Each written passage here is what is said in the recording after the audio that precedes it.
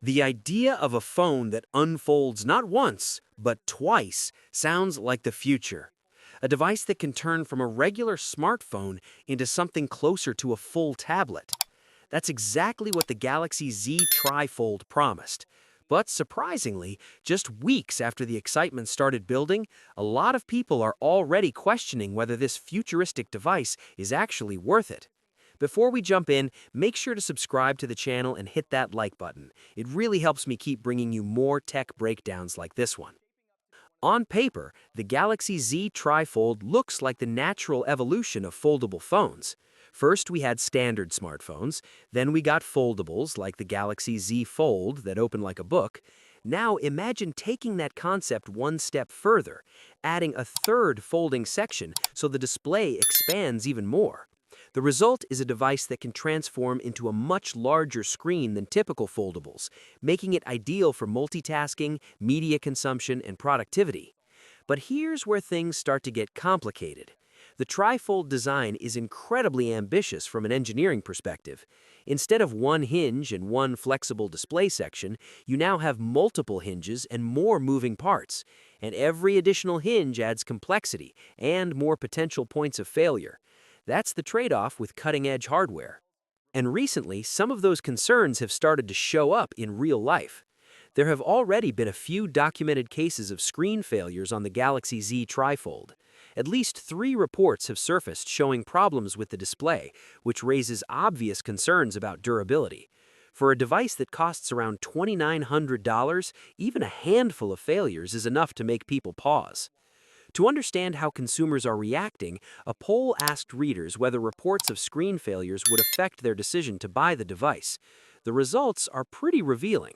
Out of nearly 600 people who responded, about 56% said that yes, reports of screen failures would absolutely influence their decision. Another 33% said their decision would depend on how the company responds to the complaints. Only about 11% said the reports wouldn't change their mind at all.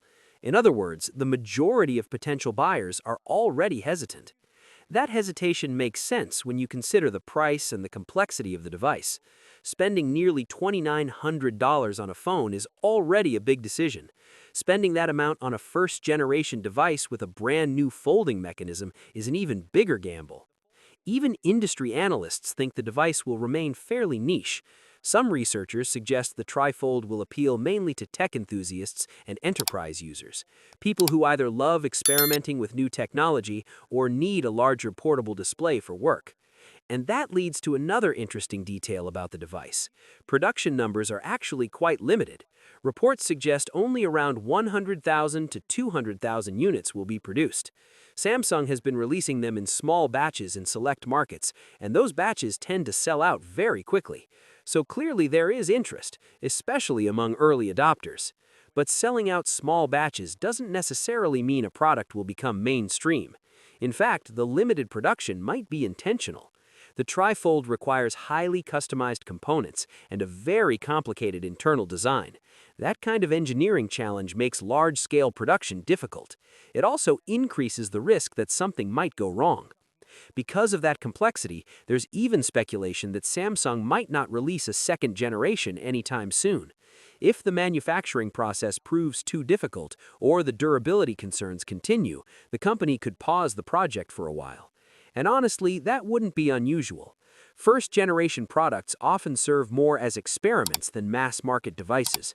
They test new ideas, gather real-world feedback, and show what's technically possible. Think about early foldables. They were expensive, fragile, and limited, but they paved the way for the much better devices we have today. The trifold might end up playing a similar role.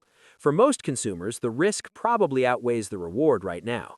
A $2,900 phone with an unproven design is hard to justify, especially when traditional flagship phones already offer incredible performance and durability.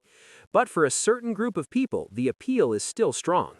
Tech enthusiasts often enjoy owning the first version of something revolutionary. Even if it's imperfect, it represents a piece of technological history. And a triple folding phone definitely qualifies as something unique. So the Galaxy Z TriFold may not become the next big mainstream smartphone.